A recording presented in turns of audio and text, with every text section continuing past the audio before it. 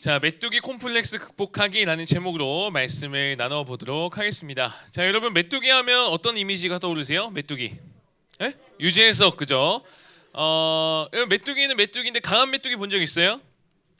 아마 없을 거예요. 메뚜기는 강하지 않죠? 메뚜기 손을 누르면 어떻게 돼요? 죽어요. 굉장히 약해요. 심지어는 예전에 메뚜기를 구워서 먹었어요. 뭐 반찬으로.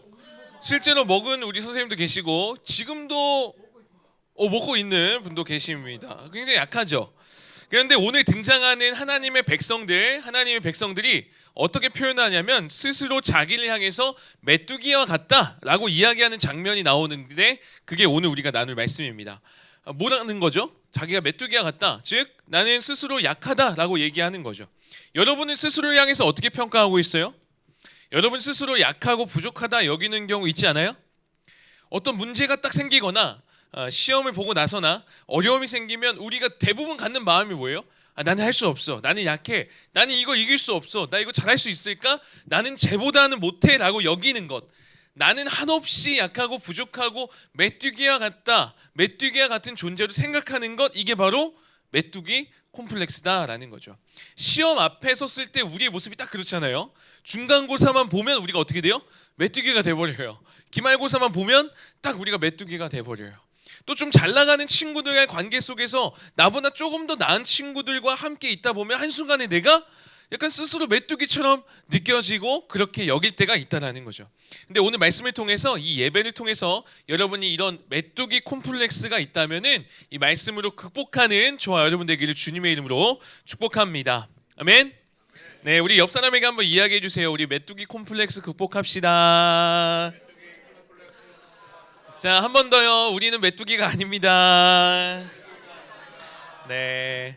자, 오늘 사건은 광야에서 일어난 사건이에요. 여러분 성경은 실제로 일어난 사건을 말하고 있어요. 이 성경이라고 해서 여러분 허구가 아닙니다. 지어낸 이야기가 아니에요. 하나님이 실제로 살아계시고 실제로 역사하셨습니다. 그러면 어디서 역사했을까요? 어디서 있었던 일일까요? 바로 이곳이에요. 이곳. 지도가 있는데 아프리카랑 아시아, 유럽 사이에 있는 바로 저곳. 성경의 주된 무대가 되는 곳이 이곳이에요. 구약의 대부분의 스토리가 여기서 다 이루어져요. 그러니까 실제 저 땅에서 이루어졌다라는 거죠. 그러니까 허구로 만들어진 게 아닙니다. 좀 더 확대해서 보면 이렇게 돼 있어요. 지금의 이집트, 지금의 레바논 그쪽에 있는 지역이 대부분 구약의 배경이 되는 곳이에요. 성경에 보면 창세기 출애굽기 있잖아요. 출애굽기 뭔지 알아요? 출애굽기도 애굽이라는 나라가 지금의 이집트예요. 이집트라는 지역을 탈출했다. 그래서 출애굽기, 애굽을 나왔다 하는 내용이 성경에 우리가 보는 출애굽기 내용이다라는 거죠. 그리고 광야에서 그 이후에 작성된 내용이 민수기, 우리가 지금 큐티하고 있는 본문인 민수기다라는 거예요. 자, 광야가 어떤 곳이죠? 광야. 살기 좋아요? 아니면은 뭐 살기 싫어요? 광야는 별로 살고 싶지 않은 곳이에요. 물도 없죠, 풀도 없죠, 먹고 살기 어려운 지역이 바로 광야입니다. 그런데 하나님은 그들을 그런 광야에서 평생 살도록 하지 않으세요. 가나안이라는 아주 좋은 땅, 젖과 꿀이 흐르는 땅으로 인도하세요. 여러분 실제로 달달한 꿀이 막 흘러가는 그런 땅이라기보다는 삭막하고 풀이 없는 광야 그런 곳이 아니라 풀도 많고 물도 많고 과일도 많고 달달한 열매들이 너무나도 많아서 마치 꿀이 흐르는 듯한 아주 그런 곳이다 라고 표현하는 거죠.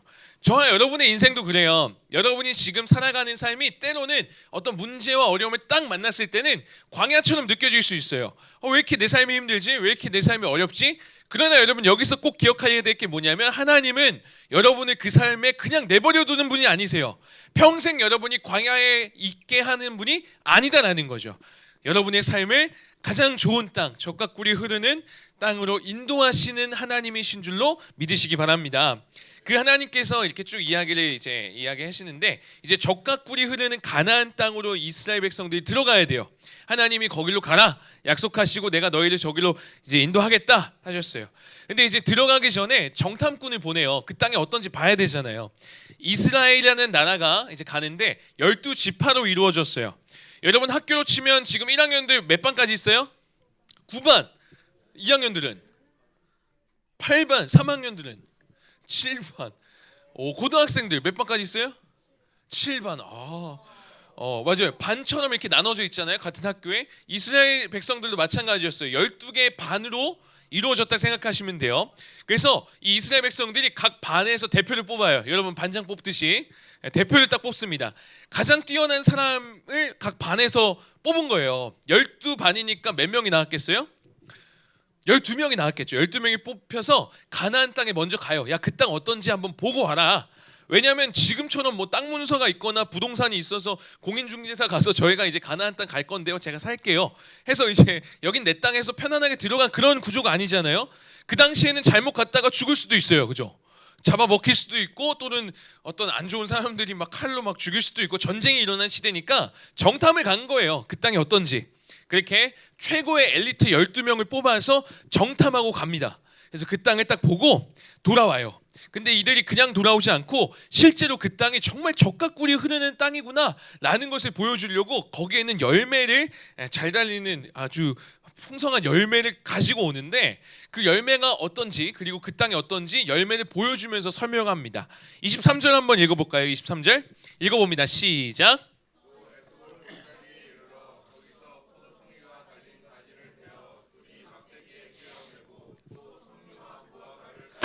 자, 여기 보니까 광야였으면 이런 과일이 없는데 지금 포도 송이가 달린 가지를 베어서 막대기에 꿰어서 오고 있대요. 그 땅이 얼마나 좋았냐면 포도 송이 우리 한 손으로 들잖아요. 근데 거기는 막대기로 꿰서 같이 왔다는 거예요. 아마 이랬을 거예요. 이렇게 이 정도는 돼야 그죠? 장난 아니죠. 장난 아니죠. 그러니까 그 땅이 물도 많고 얼마나 땅이 좋았으면 이렇게 지금 열매가 맺혔다는 거예요. 엄청 좋은 땅이에요. 포도하면 우리 또 김천이잖아요. 근데 김천에서도 제가 이런 포도를 본 적이 없어요. 여러분 이 정도면 사실 말 다 한 거 아니에요? 그 땅 너무 좋은 땅 아니에요? 지금 사람들은 지금 물도 없고 목마르고 먹을 것도 없어서 광야에서 굉장히 힘들게 지내고 있는데 이제 좋은 땅, 아 이거 진짜 좋은 땅이구나 확인했어요. 가면 되잖아요. 가서 행복하게 살면 돼요. 근데 문제가 있었어요. 무슨 문제냐면 이 12정탐꾼이 하는 이야기를 잘 들어보세요. 우리 27절과 28절도 한번 읽어봅니다. 시작.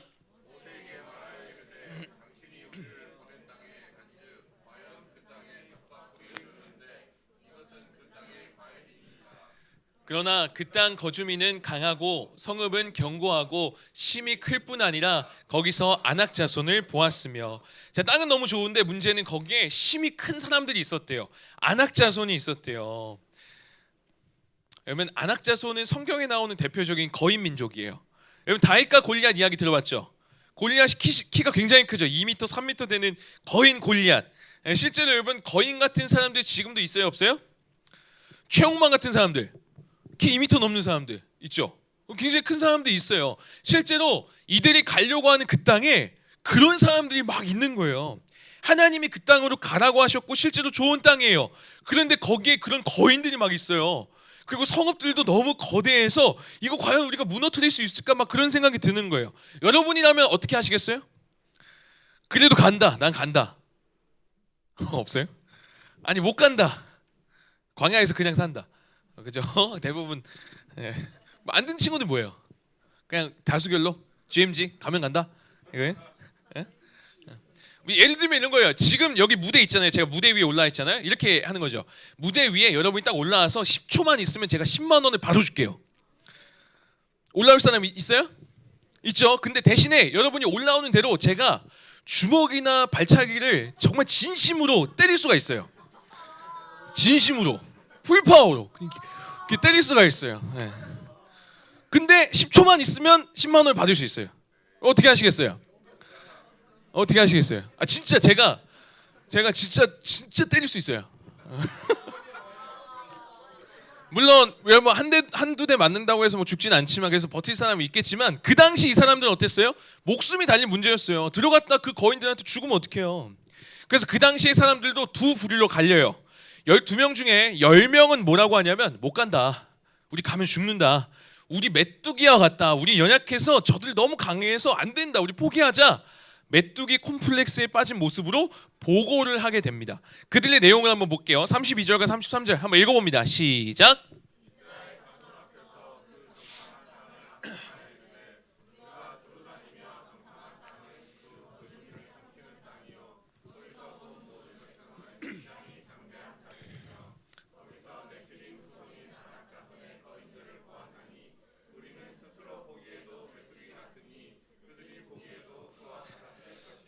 자, 여기 보니까 이 사람들이 뭐라고 얘기해요? 악평하면서 막 얘기해요. 그리고 거기에 안악자손 거인들이 있으니까 우리를 봤더니 우리가 메뚜기와 같다 지금 평가하고 있는 거예요.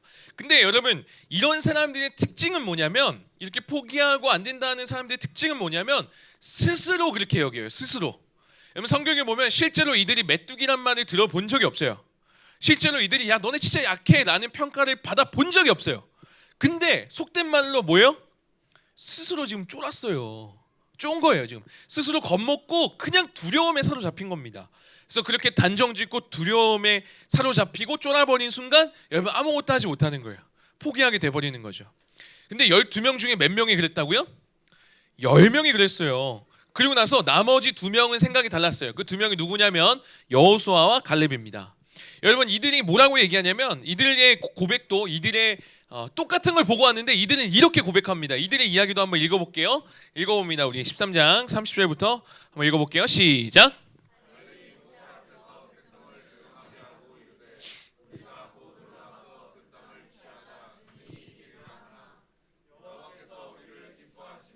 우리를 그 땅으로 인도하여 들이시고 그 땅을 우리에게 주시리라. 이는 과연 젖과 꿀이 흐르는 땅이니라. 다만 여호와를 거역하지는 말라. 또 그 땅 백성을 두려워하지 말라. 그들은 우리의 먹이라. 그들의 보호자는 그들에게서 떠났고 여호와는 우리와 함께 하시느니라. 그들을 두려워하지 말라 하나. 아멘. 9절에 보니까 뭐라고 돼 있어요? 그들은 우리의 뭐라고요? 먹이래요. 다른 표현에 보면은 그들은 우리의 밥이다라고 표현하고 있어요. 누구를 지금 그렇게 표현하고 있는 거죠? 네, 안악자손, 그 거대한 사람들, 그들이 있거나 말거나 뭐라고 하는 거예요? 그들은 우리의 밥이다라고 하는 거예요. 여러분 그런 적 있어요? 여러분 특히 형제분들 여러분 학교에서 좀 싸우고 뭐 그런 일들 있나요? 저 때는 이제 싸우는 친구들이 많이 있었어요. 근데 싸움 막 붙기 전에 바로 주먹 날리지 않잖아요. 서로 막 욕하고 막 시비하다가 진짜 싸울 것 같으면 친구들이 막 말리잖아요. 야 싸우지 마 왜 그래? 그때 상대방이 딱 봐도 한 주먹거리도 안 되게 생겼어요. 그러면 그때 딱 뭐라고 하죠? 야, 쟤 나한테 이제 밥이야 이렇게 하죠. 해본 적 없어요? 해본 적 있어요? 없어요? 밥이야 이 표현 뭐예요? 상대도 안 된다라는 거죠. 가지고 논다라는 거예요. 여러분 지금 여호수아 갈렙은 거대한 거인들을 똑같이 봤어요. 안악자손 똑같이 봤는데 그들을 가볍게 가지고 놀 정도로 전혀 두려운 대상이 아니다 라고 표현하고 있는 거예요. 여러분 12명이 똑같은 걸 봤는데 왜 이렇게 생각이 다르죠? 똑같은 걸 보고 온 거예요. 근데 10명과 2명이 너무나도 극심하게 다르게 표현하고 있어요. 10명은 뭐라고 표현했어요? 안 된다, 우리 죽는다, 포기하자, 우리 약하다. 2명은 뭐라고 하죠? 된다, 이긴다, 우리 승리한다. 10명은 또 뭐라고 해요? 우리가 약하다니까, 우리 메뚜기 같아, 상대가 안 된다니까. 그 2명은 뭐라고 또 얘기해요? 아니야, 우리 강하다니까, 하나님 함께 하셔, 쟤들이 우리의 밥이야, 가지고 놀 수 있어. 지금 이렇게 얘기하는 거예요. 이렇게도 얘기했을 것 같아요. 10명은 와 너무나도 큰 사람이야, 팔뚝에 내 허리만 해, 이거 어떻게 이겨, 주먹이 내 얼굴만 해, 성읍은 너무 튼튼해 보이잖아, 말도 안 돼, 그렇게 얘기했을 거예요. 2명은 또 말하는 거죠. 뭐라고 얘기했을까요? 와 진짜 큰 사람들이네, 야 화살이든 돌팔매든 조준 안 해도 그냥 대충 맞겠다, 그냥 막 쏴도 되겠다, 크니까 그냥 다 표적이야, 우리 이기겠다. 똑같은 걸 봤는데 왜 이렇게 다른 거죠? 이 차이가 여기 있어요. 10명은 딱 현실만 봤어요. 현실의 눈만 있었고, 이 2명은 뭐가 있었냐면 현실도 보고 현실의 눈도 있었지만 나아가 믿음의 눈도 있었던 거예요. 똑같이 봤는데 그 현실 너머에 있는 하나님을 보고 있는가 아닌가, 여기에 차이가 있었다는 거예요. 10명 그들은 현실의 눈밖에 없었어요. 그러나 이 2명은 믿음의 사람들, 그들은 현실의 눈 플러스 뭐가 있었다? 믿음의 눈이 있었다는 거죠. 여러분 실제로 사실이 그래요. 현실이 그래요. 비교하고 힘들고 절망할 수밖에 없는 현실이에요. 지금 우리도 힘들잖아요. 시험 공부한다고 힘들고 뭐 한다고 힘들고 또 미래 준비한다고 힘들고. 그러나 거기에서 끝나면 안 되고 우리는 뭐까지 봐야 되는 거예요? 그 현실 너머에 여전히 나를 붙드시고 그 현실 너머에 나를 여전히 인도하시는 믿음의 눈을 떠서 그 하나님을 볼 수 있어야 된다는 거죠. 그래야 우리는 그 현실 앞에 내가 메뚜기가 아니구나, 하나님이 함께 하시기 때문에 저들 우리 밥이구나, 씹어 먹으면 되겠구나 라고 말할 수 있다는 거예요. 여러분 어때요? 현실의 눈만 뜨고 믿음의 눈은 감아버린 채 살고 있지 않아요? 그런 의미에서 저는 여러분이 기도할 때 눈 감잖아요. 왜 감을까라는 생각을 해봤는데 이런 게 아닐까 싶어요. 기도할 때 눈 감으라는 말 없거든요, 성경에. 그럼 왜 감아요? 그러니까 이런 의미가 아닐까 싶습니다. 눈을 뜨고 있으면 계속 현실이 보이는 거예요. 자꾸 비교되고 힘들고 어려운 일들 보이니까, 시험이 보이고 내 성적이 보이고 내 외모가 보이니까, 내 부족함이 보이니까 너무 힘든 거예요. 또 비교하고 열등감 빠지고. 그래서 기도하면서 눈을 딱 감으면 그때라도 믿음의 눈을 떠서 하나님 생각하는 거죠. 그때라도 하나님 바라보라는 거죠. 현실을 딱 보고 믿음의 눈을 떠서 어떻게 이길지 생각하고 고민하고 기도하면서 믿음으로 살아가는 것이 우리들의 모습이어야 된다는 거예요. 그 하나님이 어떻게 나를 인도하셨고 그 하나님이 나를 어떻게 보호하시는지 여러분 지금도 경험해 왔잖아요. 그렇기 때문에 우리가 이 자리에 있는 거잖아요. 그 하나님이 계시다라는 확신 가운데 가면은 그들을 바보로 볼 수가 있는 거죠. 제가 이거 준비하는데 유튜브에서 왜 이 영상이 떴는지 모르는데 라이온킹 실사판 영상이 막 뜨더라고요. 그 장면 알아요? 애니메이션 말고 현실판이 있었는데 그 신발하는 아기 사자가 막 야옹 그러잖아요. 막 짖는데 하이에나들이 막 비웃다가 야옹하는데 갑자기 엄청 크게 막 포효되고 갑자기 뒤에서 큰 사자가 나타나는. 잠깐 볼까요? 한 30초 정도 되는데. 네, 여기까지 보겠습니다. 자, 우리의 모습이 되게 작은 사자 같더라도 아빠 사자가 이렇게 딱 함께하면 그 위험했던 하이에나도 뭐 상대가 안 되듯이 하나님이 늘 우리와 함께하시고 우리를 지키시고 동행하신다면 그 얼마나 든든하겠어요, 여러분. 그래서 우리는 하나님이 함께하신다는 그 확신, 하나님이 함께하시면 볼 수 있는 믿음의 눈을 뜰 수 있어야 되는 거예요. 근데 여러분 그럴 때 있잖아요. 믿음의 눈을 뜨고 하나님 원하는 대로 사는 게 맞는데 때로는 학교에 있다 보면 많은 사람들이 그게 아니라고 할 때가 있어요. 교회에서는 그런 생각하잖아요, 여러분. 좀 어려운 일이 있거나 속상하면 교회에 있을 때는 그런 생각을 해요. 기도해야겠다 하고 기도해요. 근데 학교에서는 어때요, 여러분? 집에서 어때요? 어떤 어려운 일 있고 막 짜증나는 일 있으면 어때요? 속상하면 기도가 아니라 뭐부터 해요? 욕부터 해요. 그래요. 왜 그래요? 왜 그래? 친구들이 다 그렇게 욕한다고 해서 우리가 그럴 필요 없어요. 여러분 많은 사람들이 그렇게 살아간다고 해서 그렇게 사는 게 맞는 게 아닙니다. 보세요. 지금 여러분 10명은 악평하고 있어요. 10명은 안 된다라고 하고 있어요. 메뚜기 콤플렉스로 막 절망하고 있잖아요. 그리고 2명은 뭐라고 해요? 2명은 된다고 하나님 믿고 가자고 그들 밥이라고 막 하고 있잖아요. 여러분 다수결로 하면 누굴 따라야 되는 거예요? 10명 따라서 포기하는 게 맞아요. 그런데 여러분 다수결이 항상 옳은 게 아닙니다. 신앙은 다수를 따라가는 게 아니라 10대 2잖아요. 근데 다수결로 가는 게 아니라 믿음으로 가는 게 신앙이에요. 또한 여러분 지금 뭔가 잘 안 된다 여기고 현실이 힘들고 실패할 경우 있어요. 여러분 지금 열심히 공부하지만 원하지 않는 성적 얻을 수도 있어요. 희망이 있나 싶은 생각이 들 수도 있어요. 그렇다고 해서 여러분의 삶을 나는 끝났다 라고 단정 지을 필요가 없어요. 단정 지으셔도 안 돼요. 끝났다고 여기면 안 됩니다. 왜요? 우리는 그 상황 가운데서 믿음의 눈을 떠야 되는 거예요. 하나님이 우리의 삶을 어떻게 인도하실지 모르거든요. 근데 우리는 어떻게 해요? 시험 조금만 못 보면 원하는 상황에서 조금만 어긋나면 망했다라고 하잖아요. 인생 끝난 것처럼. 그럼 인생 정말 끝나요 그걸로? 아니라는 거죠. 여러분 베드 노즈라는 박사님이 있어요. 노벨 물리학자 수상자예요. 노벨 수상자예요. 굉장한 분이죠. 이분에게 기자가 인터뷰를 해요. 어떻게 해서 그 어려운 물리학을 선택해서 공부하시게 됐습니까? 이분이 뭐라고 얘기했는지 알아요? 이렇게 얘기했어요. 제가 사실 의대를 가려고 했는데 점수가 모자라서 물리학을 하게 됐습니다. 여러분 이 사람 보면은 실패한 거 아니에요? 의대 못 갔잖아요. 목표한 거 그냥 안 됐잖아요. 원했던 점수 안 나왔어요. 의대 못 갔어요. 그러면 그걸로 인생 끝나요? 아니라는 거예요. 오히려 이 사람이 그 실패지만 실패처럼 보이는 삶을 살았지만 30대에 노벨 물리학상을 수상합니다. 여러분 그래서 우리의 인생은요 실패가 아니에요. 지금 여러분의 인생은 문제가 아닙니다. 왜냐하면 그 모든 상황을 하나님이 어떻게 쓰실지 모르기 때문에 그래요. 지금 여러분의 성적, 지금 여러분의 외모, 지금 여러분의 어떤 관계들, 가정들 여러분 마음에 안 들 수 있어요. 그러나 여러분 절망하지 마세요. 포기하지 마세요. 현실의 눈을 뜨고 볼 때 힘들 수 있어요. 그러나 우리에게 어떤 눈이 있다? 믿음의 눈을 떠서 그 너머에 일하시는 하나님을 볼 수 있어야 돼요. 여전히 사랑 부어주시고 여전히 나를 포기하지 않으시는 그 하나님을 바라보는 믿음의 눈이 뜨어지기를 예수님의 이름으로 축복합니다. 그래서 시편에 보면 이런 말씀이 있어요. 제가 한번 읽어드릴게요. 내가 주께 감사함은 나를 지으심이 심히 기묘하심이다. 주께서 하시는 이 기이함을 내용을 잘 아나이다. 무슨 말이에요? 좀 말이 어렵죠. 기묘하고 기이하고. 하여튼 하나님이 우리를 지으시고 여러분의 삶을 인도하시는 게 굉장히 기묘하고 기이하고 우리가 다 알아차리기 어려울 정도로 신비롭다라는 거예요. 실패면 실패로 끝나야 되는데 그렇게 끝내지 않으신다라는 거예요. 두렵고 안 좋은 상황인데 하나님은 그렇게 끝내지 않으신다는 거예요. 신비롭고 신묘막측하게 막 이렇게 인도하시는 분이 하나님이시라는 거예요. 저만 보더라도 여러분, 저는 청소년 때 할 줄 아는 게 주먹질밖에 없어서 운동선수나 돼야겠다 해서 무에타이 체육관 다녀서 선수하려고 했던 사람이었어요. 저에겐 그거밖에 없었어요. 근데 제가 열심히 하고 선수 데뷔 전에 큰 부상을 당합니다. 발목이 돌아가요.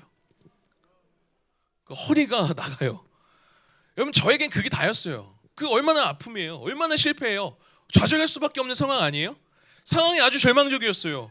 운동선수에게 그런 부상이라뇨. 발목이 돌아가 버렸는데 어떻게 할 수 있어요? 운동생활 끝이잖아요. 시작도 해보기 전에. 그런데 그 실패와 같은 상황, 끝난 상황을 하나님 어떻게 하신 거예요? 바꾸셔서 지금 말씀 전하는 자로 이렇게 세우셨잖아요. 하나님의 축복의 통로를 전하는 자로 이렇게 하셨잖아요. 그러면 끝이 아니다라는 거예요. 여러분, 현실의 눈에서 나아가 여러분 믿음의 눈을 떴으면 좋겠어요. 그래도 여러분, 시험 망치면 인생 망할까봐 두려워요? 그래도 지금 이렇게 지내다가 나중에 뒤처질까봐 여러분 두렵습니까? 여러분, 그거 아세요? 두려움이라는 건 사실 없어요. 없는 거예요. 두려움은. 두려움이 뭐냐면 여러분의 믿음이 없는 상태가 두려운 거예요. 이렇게 얘기해 보죠. 여러분, 어둠이 뭐죠?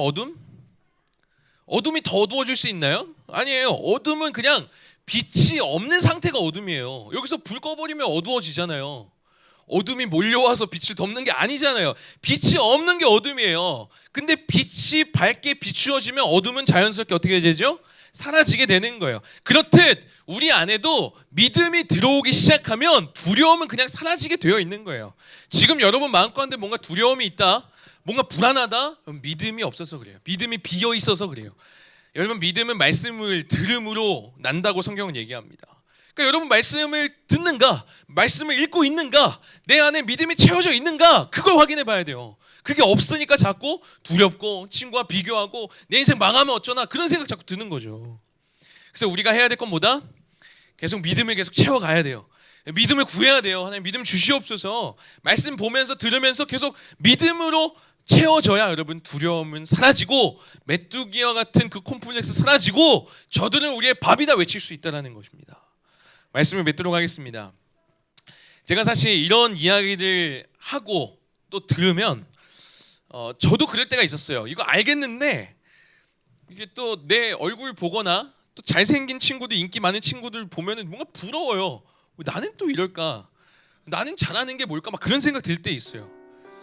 이 문제들, 이 상황들 앞에서 밥으로 여기면서 내가 살아야겠다 하지만 잘 안 될 때가 있어요. 또 여전히 내 부족함이 보이고 여전히 내 연약함이 보이고 아무리 좋게 생각하고 믿음으로 하려고 해도 여전히 내가 메뚜기 같은 상황에 이게 벗어나지지가 않는 거예요. 정말 여호수아 갈렙처럼 저도 외치고 싶을 때가 있었어요. 저들은 우리의 밥이다. 중간고사는 우리의 밥이다. 나 이길 수 있다라고 하고 싶은데 이게 잘 안 될 때가 너무 많더라고요. 여러분도 아마 그럴 것 같아요. 근데 제가 말씀을 통해서 좀 더 선명하게 알게 된 건 뭐냐면 이거였어요. 여호수아와 갈렙은요, 그냥 긍정적으로 이렇게 외쳤던 게 아니에요. 우리가 좀 뭔가 있으니까 자기의 능력을 믿은 게 아니었어요. 성경에 보면 이들이 뭐라고 얘기하냐면 하나님이 말씀하신 대로 이루어질 거다. 하나님이 약속하신 대로 이루실 거다 라는 표현을 해요. 즉 그들은 그들에게 약속을 해주신 그 하나님을 믿었던 거예요. 나 자신을 믿은 게 아니라. 그들은 그들을 불러주시고 이끄셨던 하나님을 믿었던 거예요. 하나님의 선택을요. 자신의 부족함 보지 않고 이런 나를 택하시고 이런 나를 인도하시는 그 하나님을 받다라는 거예요. 그럴 때 고백할 수 있는 거죠. 하나님, 저를 하나님 부르셨으니 제가 할 수 있습니다. 그들은 나의 밥이라 할 수 있는 겁니다. 사랑하는 여러분, 여러분의 앞길 가운데 여러분의 진로, 여러분의 시험 다 밥이에요. 사실 밥입니다. 제가 예전에 한번 수련회 때 나눴던 것 같은데 25, 21라는 드라마가 있어요. 본 적 있어요? 펜싱하는 나이도랑 백이진 나와서 되게 마음을 좀 잘 됐으면 좋겠는데 막 그렇게 힘들게 했던, 거기에 이런 대화가 나와요. 주인공 이제 나이도 선수가 국가대표 선발전 중에 스스로 부족함을 느껴요. 짜증내고 막 안 되겠는 거예요. 용기를 잃어버려요. 마치 오늘 이 본문에 나오는 메뚜기처럼 느끼듯이요. 난 안 된다, 연약하다. 그때 그녀의 스승인 양찬미 코치가 이렇게 얘기합니다. 야, 너 자신을 못 믿겠으면 너를 선택한 나를 믿어라. 너는 안 진다. 나는 원래 지는 선수 안 뽑는다. 근데 저는 이거 보면서 그게 참 마음에 와닿았어요. 하나님이 우리에게 이렇게 말씀하시는 것 같아요. 하나님이요. 하나님이 이렇게 말씀하시는 것 같아요. 야, 저 강해 보이는 상황 때문에, 그 거대해 보이는 시험 때문에 네가 작게 여겨지고, 네가 약해 보이고, 네가 부족해 보이고, 너를 메뚜기라 여기고 있진 않냐. 아니, 너를 선택한 나를 믿어라. 너 메뚜기 아니다. 너 이길 수 있다. 하나님 그 얘기 하시는 거라고요. 나이도 선수가 그래서 마지막에 이렇게 얘기해요. 나는 나를 아직 못 믿어. 그런데 나를 알아봐준 당신을 믿어. 하고 선수에 이제 나가는 거죠.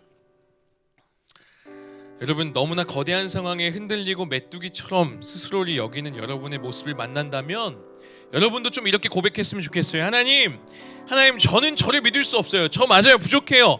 상황과 현실이 너무나도 거대합니다. 그러나 그럼에도 불구하고 저를 알아봐 주시고, 저를 선택해 주시고, 저를 자녀로 불러주신 하나님을 믿고 갑니다. 우리 믿을 거 이거밖에 없어요. 사랑하는 여러분, 기억하십시오. 하나님은 우리를 메뚜기로 부르지 않으셨어요. 우리 하나님 아버지는, 여러분, 우리가 메뚜기면 우리 하나님 아버지도 메뚜기여야 되잖아요. 그렇지 않아요. 우리는 그 거대해 보이는 안악자손, 그 거인들보다 훨씬 더 비교할 수 없을 정도로 더 크고 강하신 하나님이 우리 아버지시라는 거죠. 우리는 그분의 자녀입니다. 여러분, 메뚜기 콤플렉스로 문제 앞에, 어떤 어려움 앞에 할 수 없어. 나는 약해. 나는 또 무너질 거야.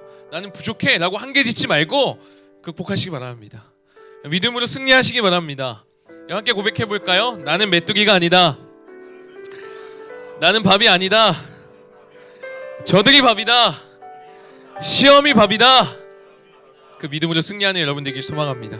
기도하겠습니다. 우리 공동기도문 읽으며 같이 기도하겠습니다. 함께 읽으면서 기도합니다. 시작. 여러 상황과 시험, 어려움 때문에 두려워하거나 나 스스로를 메뚜기처럼 여기지 않고 오히려 그 상황을 밥으로 여기며 믿음으로 이겨내게 하여 주시옵소서. 내가 만나는 시험과 문제들 속에서도 여전히 함께 하시는 하나님을 볼 수 있는 믿음의 눈을 뜨게 하여 주시옵소서. 예수님의 이름으로 기도드립니다. 아멘.